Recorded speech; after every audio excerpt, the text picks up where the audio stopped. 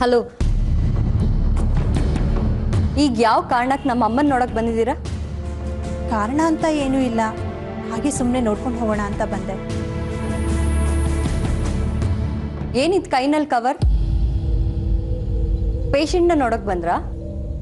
ಹಾಗಲ್ಲ, ದೊಡ್ಡವ್ರನ್ನ ನೋಡೋಕೆ ಬರುವಾಗ, ಅದರಲ್ಲೂ ನಿಮ್ಮ ಮನೆಗೆ ಮೊದಲನೇ ಸಾರಿ ಬರ್ತಾ ಇದ್ದೀನಿ, ಖಾಲಿ ಕೈಲೇ ಬರೋದು ಅಷ್ಟು ಚೆನ್ನಾಗಿರಲ್ಲ ಅಂತ. ಎರಡೂ ಒಂದೇ. ಈಗ ನಮ್ಮ ಅಮ್ಮನ ನೋಡಿ ಏನು ಹೇಳ್ತೀರಾ? ಆರೋಗ್ಯ ಹೇಗಿದೆ? ಮೆಡಿಸನ್ ಎಲ್ಲ ಸರಿಯಾಗಿ ತಗೊಳ್ತಾ ಇದ್ದೀರಾ? ಡಾಕ್ಟ್ರ್ ಏನು ಹೇಳಿದ್ರು? ಟ್ರೀಟ್ಮೆಂಟ್ ಶುರು ಆಯ್ತಾ? ಮತ್ತೇನಾದರೂ ಪ್ರಾಬ್ಲಮ್ ಇದೆಯಾ? ಇದೇ ತಾನೇ ನೀವು ಕೇಳೋದು. ನೋಡಿ, ನಾನು ಅಮ್ಮಂಗೆ ಸ್ವಲ್ಪವಾಗಿ ತಾನು ರೋಗಿ ಅನ್ನೋ ಕೊರಗನ್ನ ಮರೆಸ್ತಾ ಇದ್ದೀನಿ. ಅವಳು ದುಃಖದ ಭಾರನ ಕಡಿಮೆ ಮಾಡೋದಕ್ಕೆ ಟ್ರೈ ಮಾಡ್ತಾ ಇದ್ದೀನಿ. ನೀವುಗಳು ಹೀಗೆ ಪ್ರಶ್ನೆ ಮೇಲೆ ಪ್ರಶ್ನೆ ಮಾಡಿ ನೀನೊಬ್ಳು ಕ್ಯಾನ್ಸರ್ ಪೇಷಂಟ್ ಅನ್ನೋದನ್ನ ನೆನಪಿಸ್ತಾ ಅವಳಿಗೆ ದುಃಖ ಕೊಡ್ತಾ ಇದ್ದೀರಾ.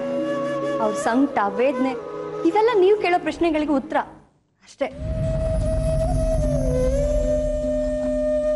Hello madam, I am extremely sorry. ನಿಮಗೆ ಹರ್ಟ್ ಆಗ್ಬೇಕಂತ ನಾನು ಹೀಗೆ ಹೇಳಿಲ್ಲ. ನಮ್ಮಮ್ಮ ವಯಸ್ಸಾದವರು, ಜೊತೆಗೆ ಕ್ಯಾನ್ಸರ್ ಬೇರೆ. ಅವ್ರನ್ನ ನಾನು ಮಗು ಥರ ನೋಡ್ಕೊಳ್ತಾ ಇದ್ದೀನಿ. ಅವ್ರ ಮುಖ ಒಂದು ಕ್ಷಣ ಬಾಡಿದ್ರು ನನ್ನ ಕೈಯಿಂದ ಸಹಿಸ್ಕೊಳ್ಳೋಕ್ಕಾಗೋದಿಲ್ಲ. ಅದಕ್ಕೆ ಹೇಳಿದೆ, ಅರ್ಥ ಮಾಡ್ಕೊಳ್ಳಿ. ನನಗೆ ನಿಮ್ಮ ಮಾತು ಅರ್ಥ ಆಗುತ್ತೆ. ಸಾವನ್ನ ಸೆರಗಿನಲ್ಲಿ ಮುಚ್ಚಿಟ್ಕೊಂಡು ತಿರುಗೋದು ಎಂಥ ಕಷ್ಟ ಅಂತ ನನಗೆ ಚೆನ್ನಾಗಿ ಗೊತ್ತು. ಅಮ್ಮನ ಜೊತೆ ಮಾತಾಡಬೇಕು ಅಂತ ತುಂಬ ಅನಿಸ್ತಾ ಇತ್ತು. ಅವ್ರ ಜೊತೆ ಮಾತಾಡಿದರೆ ಮನಸ್ಸಿಗೇನೋ ಸಮಾಧಾನ ಸಿಗ್ಬೋದು ಅಂತ ಬಂದೆ. ಯಾಕಂದರೆ ನನಗೂ ಕ್ಯಾನ್ಸರ್ ಇದೆ.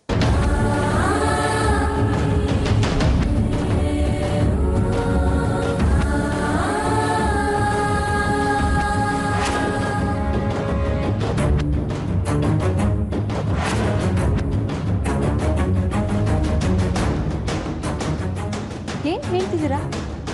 ಹೌದು ಶ್ವೇತಾ ಅವರೇ, ನಾನು ಕ್ಯಾನ್ಸರ್ ಪೇಷಂಟ್. ಇತ್ತೀಚೆಗಷ್ಟೇ ಗೊತ್ತಾಯಿತು.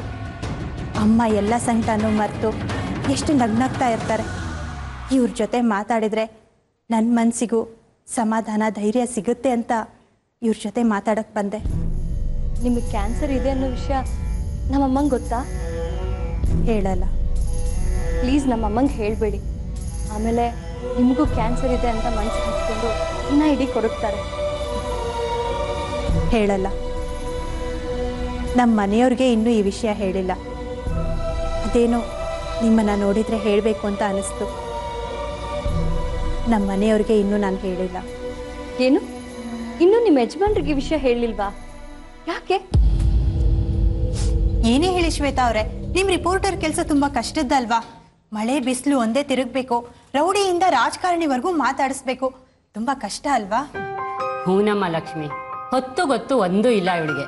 ಯಾವಾಗಲೂ ಕೆಲಸ ಆಫೀಸು ಅಂತಿರ್ತಾಳೆ. ತಗೊಮ್ಮ, ಇವಳಿಗೊಂದು ಮದುವೆ ಮಾಡಿದ್ರೆ ಈ ಹಾರಾಟ ಎಲ್ಲ ಕಡಿಮೆ ಆಗ್ಬೋದು. ಅಮ್ಮ, ಯಾವಾಗಲೂ ಮದುವೆ ಅಂತಿರ್ಬೇಡ.